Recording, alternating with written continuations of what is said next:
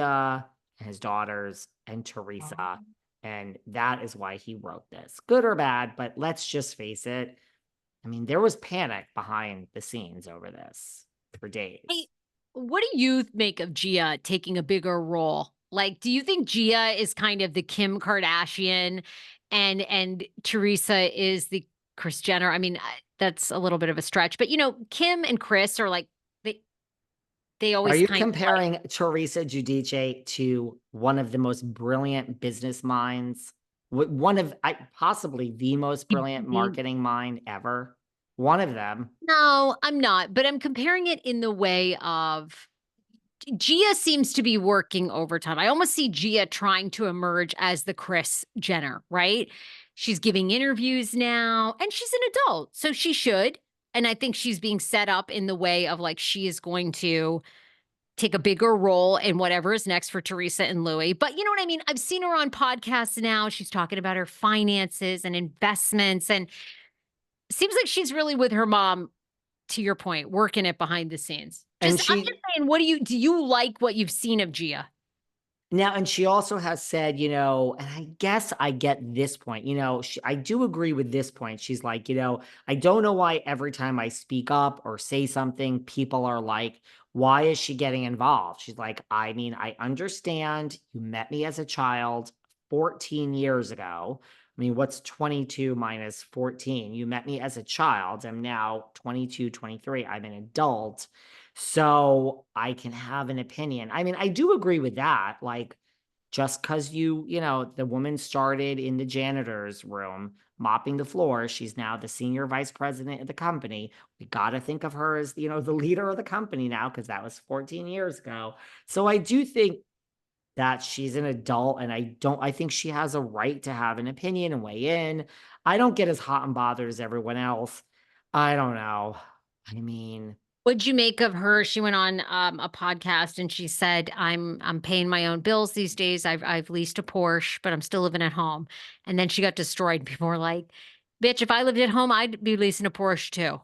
Like, you yeah, I mean, you can't win. You can't win with the audience. you can't win. I mean, look, we got the Porsche from Kyle and Mo. What is this, by the way, that Mo is really upset? Did you see this?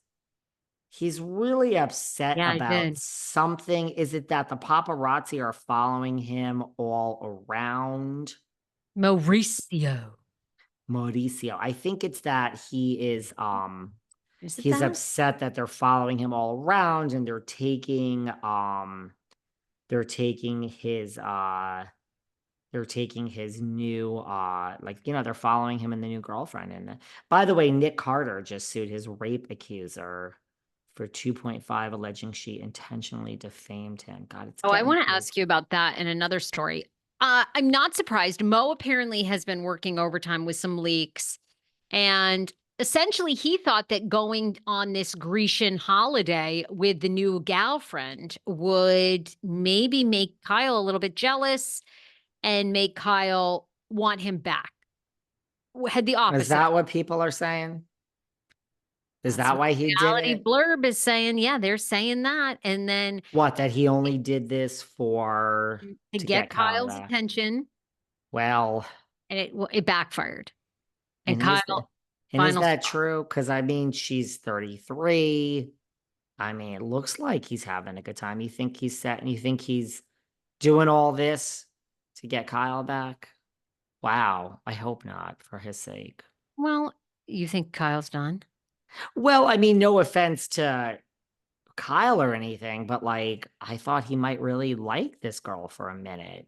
No? I mean, you're doing all this grease and just to make Kyle jealous. I mean, let me tell you something, guys. You know how I do the life coaching on the weekends? I also do business coaching and podcast coaching. And I got a lot of new clients for the podcast coaching. Part of the life coaching is anyone you try to make jealous is just a waste of your fucking time. It does not work.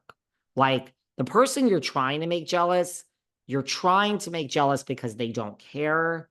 And therefore, you trying to make them jealous is going to make them care even less. And it's just going to drive you crazy and make you more obsessed with the person. Never works trying to make someone jealous. Truly doesn't work. Don't do it, guys. Okay. Okay. I could see that. I could see That's that. my life advice.